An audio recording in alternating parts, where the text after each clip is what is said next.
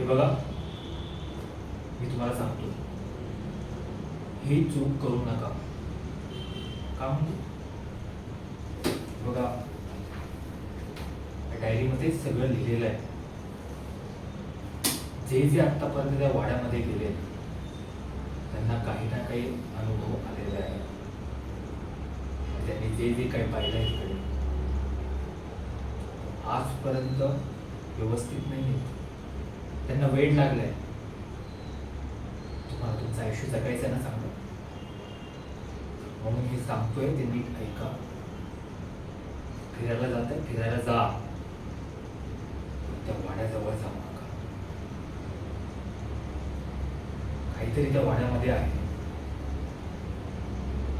मी अजून काही जास्त बोलत नाही.